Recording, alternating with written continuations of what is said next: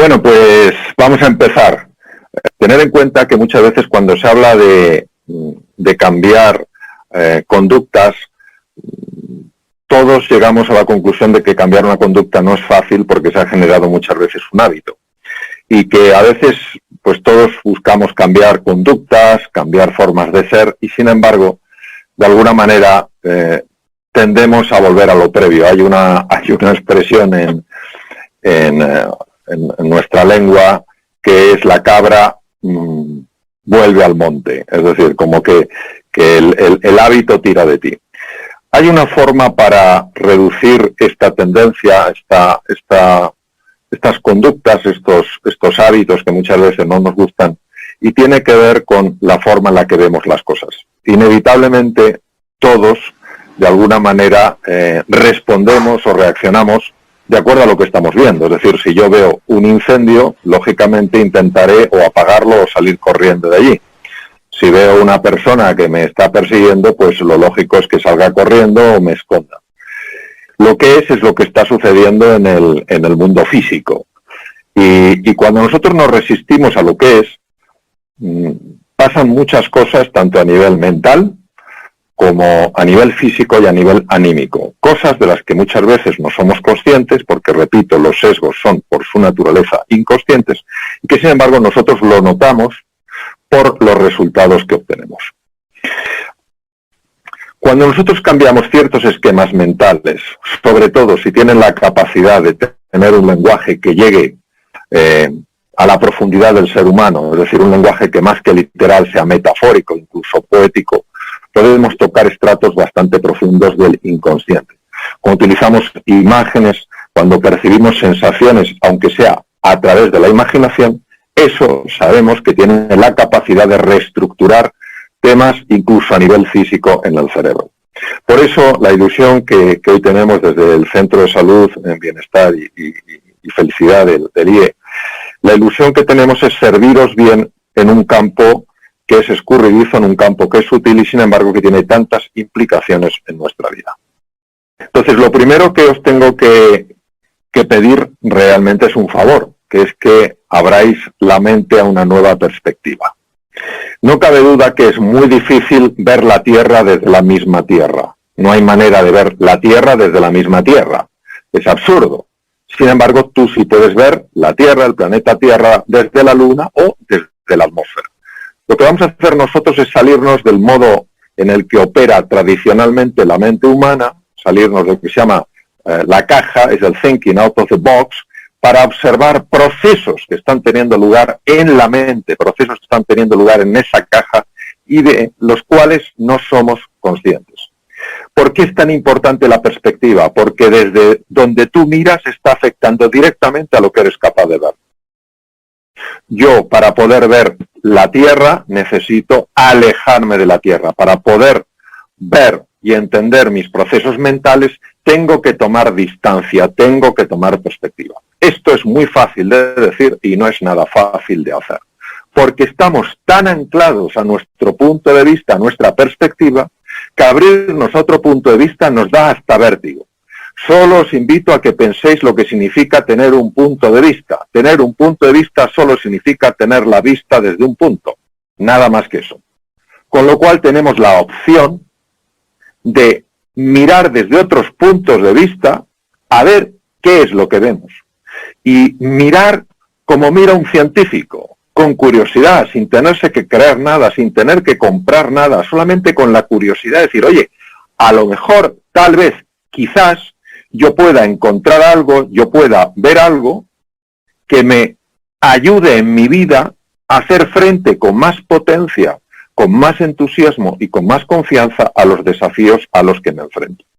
Entonces, eso es lo que yo os voy a pedir, que abráis vuestra mente para que exploremos algo desde otro punto de vista, desde otra perspectiva, y a ver lo que cada uno en esta sesión descubre y puede aplicar personalmente a su vida. Primero, tenemos que entender que doblarse no es lo mismo que quebrarse.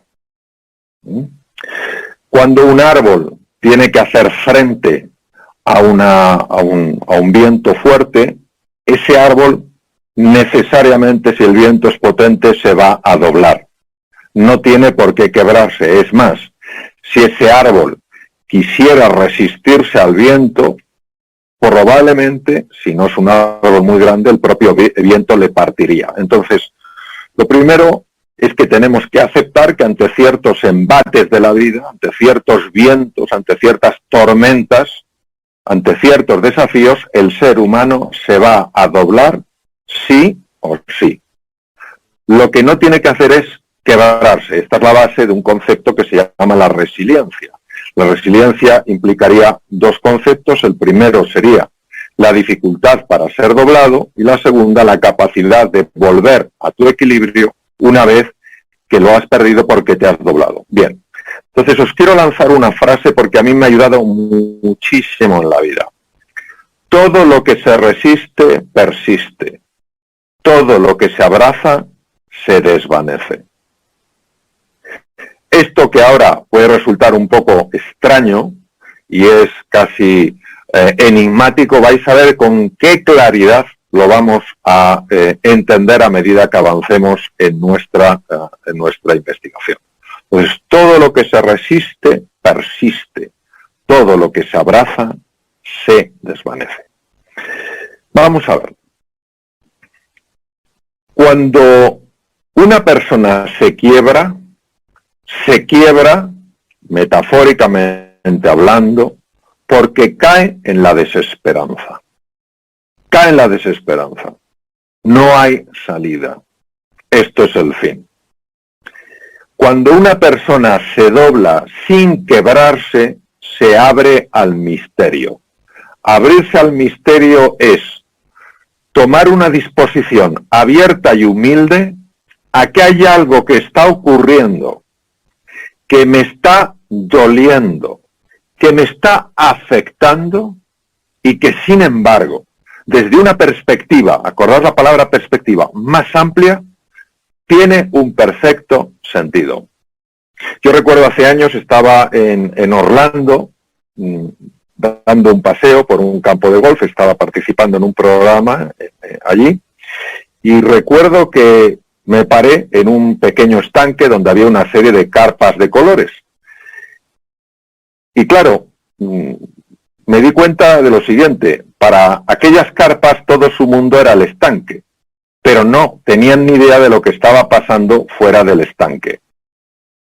Un poco como decía el economista Adam Smith, el pez no sabe que está dentro del agua hasta que alguien le saca de ella.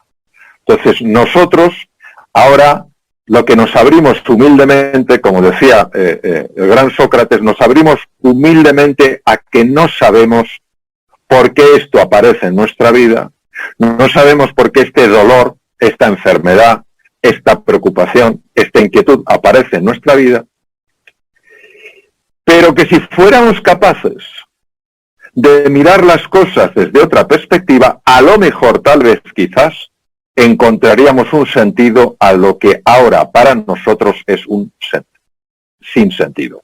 ¿Por qué es importante esto? Porque cuando uno se abre al misterio, no cae en la desesperanza.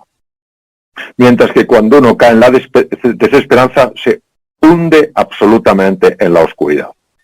Y vais a ver esto, las enormes repercusiones que tiene incluso a nivel fisiológico, a nivel del cuerpo, cosas que ni se nos habrían pasado por la cabeza hace un tiempo. Mirad, cuando yo hablo de la aceptación, que hablo en bastantes ocasiones, tengo que matizar mucho desde el punto de vista del lenguaje, porque cuando hablamos de realidades complejas, de realidades sutiles, el lenguaje a veces se nos queda corto si no somos capaces de hacer distinciones muy precisas. Aquí hay que ser un poco quirúrgico, un poquito cirujano. Bien. La resignación no tiene nada que ver con la aceptación, solo parece superficialmente que es lo mismo, pero por dentro no es lo mismo. La resignación es una forma de resistencia velada, es una forma de resistencia callada. No da la sensación de que te rebeles externamente contra lo que te esté pasando, no da la sensación de que estés enfadado, de que estés enfadada, de que estés fuera de ti, pero por dentro sí es así. Por dentro estás enfadado, por dentro estás rebelde, por dentro estás resistiéndote a lo que es.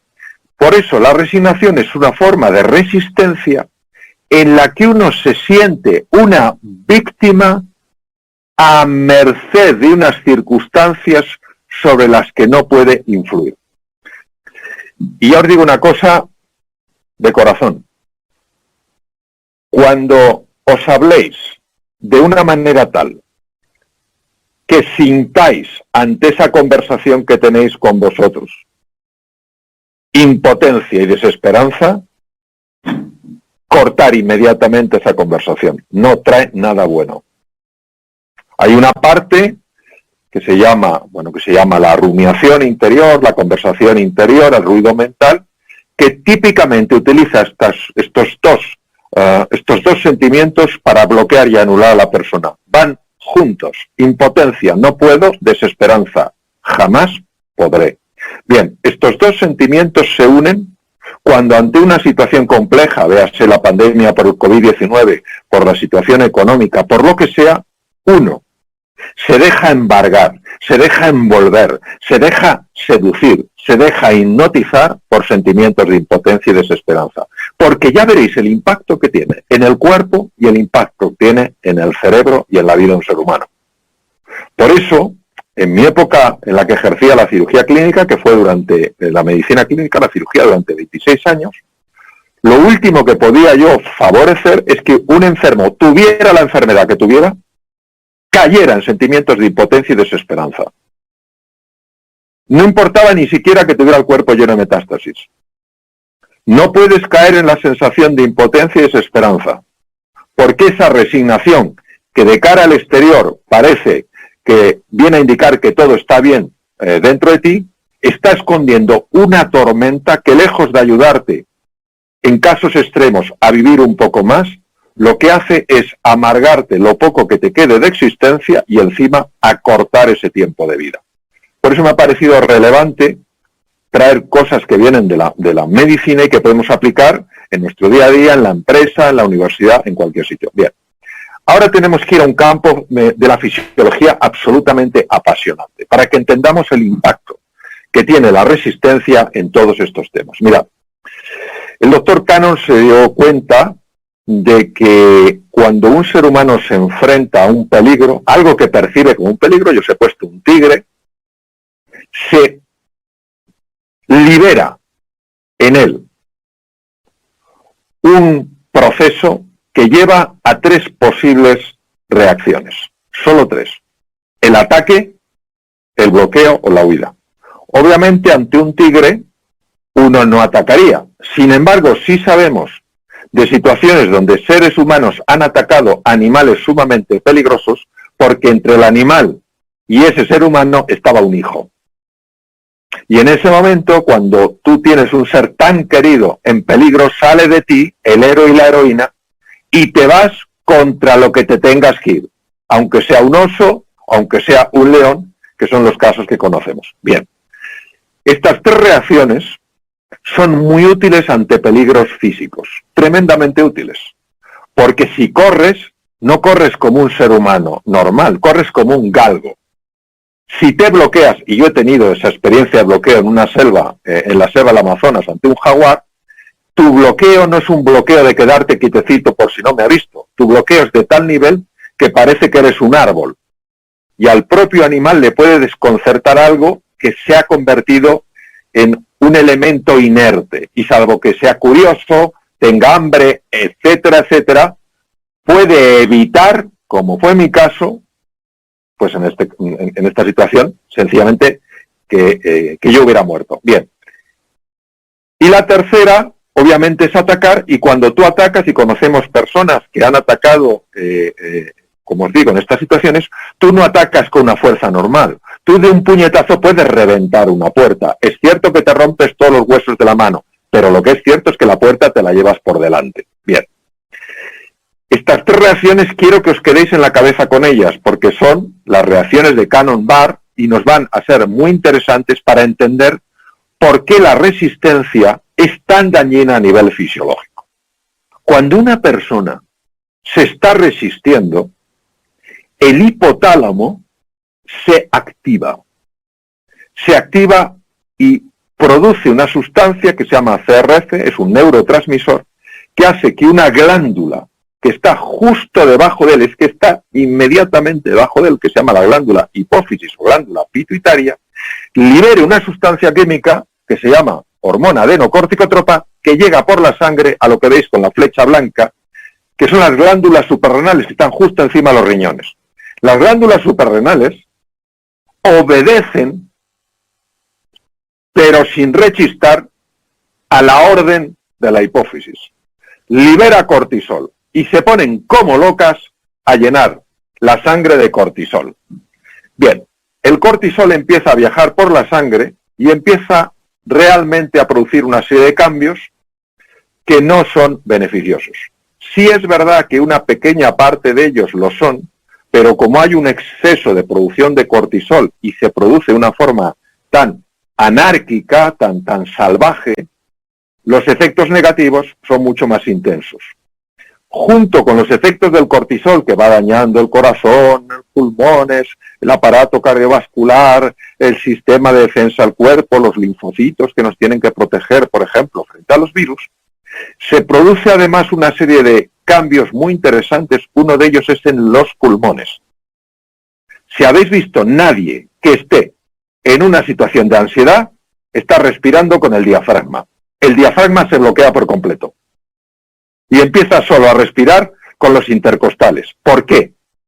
Porque se está produciendo tal cantidad de CO2, porque cuando el cortisol empieza a liberarse en la sangre y otras cosas que se liberan, adrenalina, etcétera, se empiezan a producir el metabolismo, el horno aumenta, ese horno produce una gran cantidad de CO2 y el CO2 hay que eliminarlo rápido, porque como no se elimine rápido el CO2, aumenta la acidez de la sangre y cuando aumenta la acidez de la sangre se paran los procesos celulares.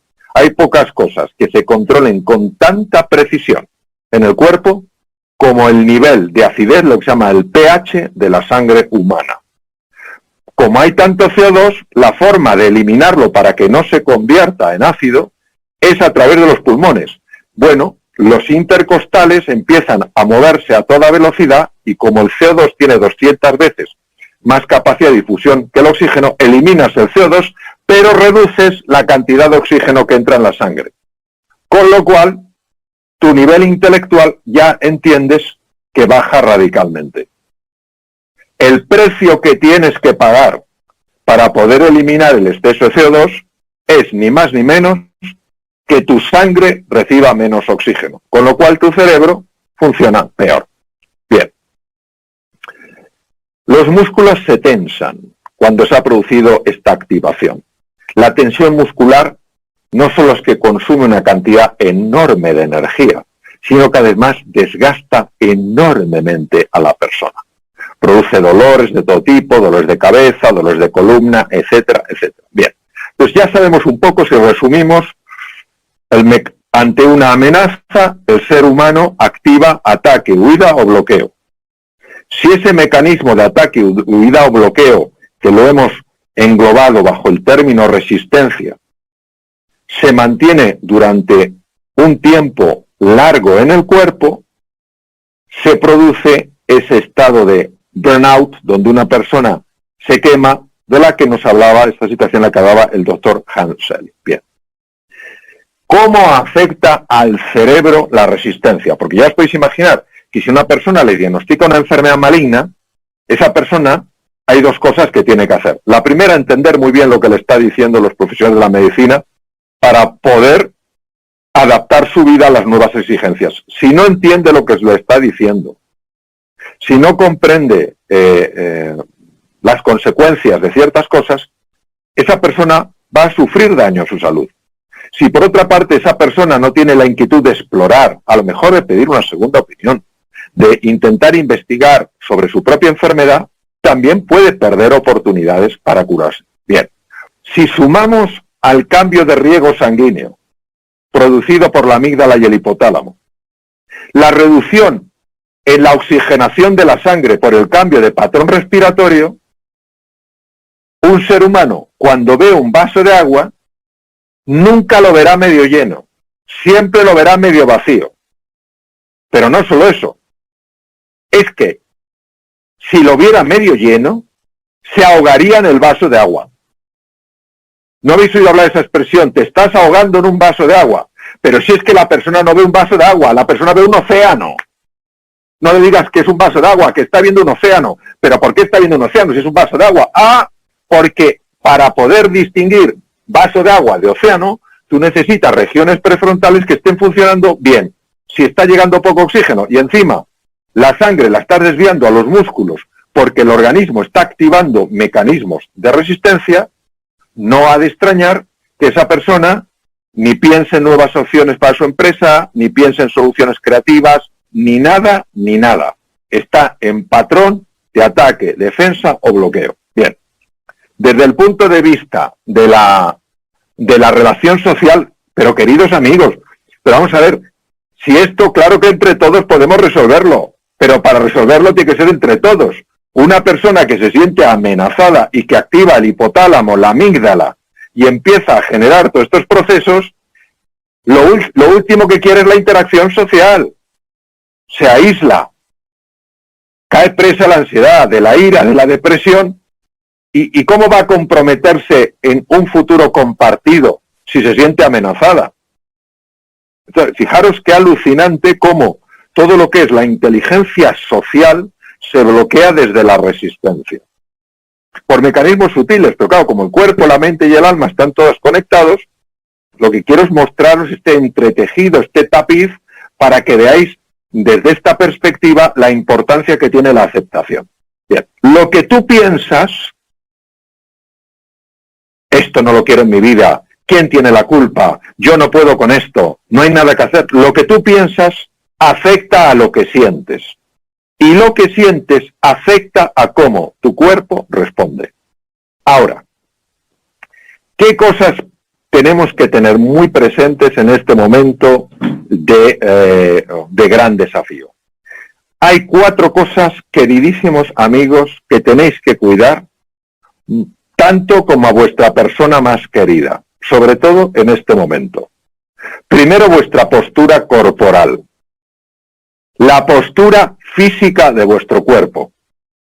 Según Descartes, esto no tendría ningún impacto en tu forma de pensar, pero según la neurociencia moderna, se demuestra que tu postura afecta al tipo de hormonas que van por tu sangre. Y si tú dejas que tu postura se caiga, que tu cuerpo se encoja, que tu voz se haga una voz casi inaudible, que no haya entusiasmo en tu mirada, entusiasmo en tu palabra, entusiasmo en tu movimiento, eso afecta no solo a tu forma de pensar, sino a lo que está sucediendo en tu cuerpo. Se han hecho estudios fascinantes para ver cómo la postura afecta al cuerpo y a la situación hormonal del cuerpo. Y diréis, bueno, ¿y esas 2 cerezas, Mario, qué pintan? La diferencia entre una picota y unas cerezas. La picota no tiene rabito y las cerezas vienen de 2 en 2. Pues la postura es una cereza. Tú cambias la postura y mueves la otra cereza, que es tu forma de pensar y lo que pasa en tu cuerpo. Foco. ¿Qué es el foco? El foco es dónde estás llevando tu atención.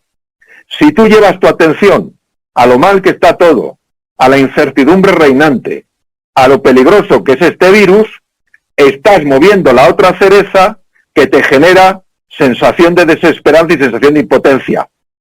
Y entonces vuelves a caer en la trampa. Y el lenguaje, las palabras. Cuando tú utilizas palabras, Dios mío, qué problema. Ay, ¿qué vamos a hacer? ¿Qué será de mí? ¿Qué será de ti? ¿Qué será de nosotros? Ay, madre mía. Y todo esto es una cereza. Y estás moviendo la otra cereza, que es la forma en la que opera tu cerebro y tu cuerpo. Y así, al final, realmente es la profecía que se cumple, pero que empezó por un sitio que tú lo podías gobernar. Y luego la imaginación. Vamos a ver, queridos, yo creo que hay pocas facultades que hayan sido peor estudiadas que la imaginación. La imaginación se diferencia de la fantasía porque la imaginación es capaz de crear. crea algo nuevo. Entonces, ¿qué ocurre? Que si tu imaginación está creando realidades horribles, las acabas creando, porque tiene este poder brutal que se nos escapa por completo, no nos damos cuenta de lo que es la imaginación. Por eso se utiliza la visualización, y por eso la visualización tiene un impacto tan grande cuando tú la haces.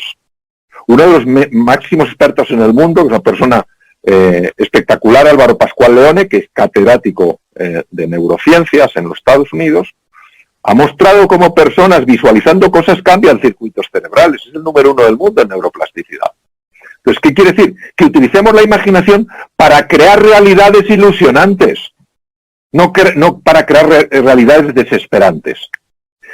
Y un poco lo que decía el gran Cajal. Cajal gana el Premio Nobel de Medicina en 1906, esto era imposible en aquella época, y este hombre lo tenía claro, porque él era un sabio, no solo un increíble investigador, era un sabio. ¿Y qué dijo Cajal? Cajal dijo, todo ser humano puede ser, si se lo propone, escultor de su propio cerebro. Él estaba claramente demostrando que si tú quieres, puedes imaginar eso que quieres. Y si puedes imaginar eso que quieres, acabas creándolo.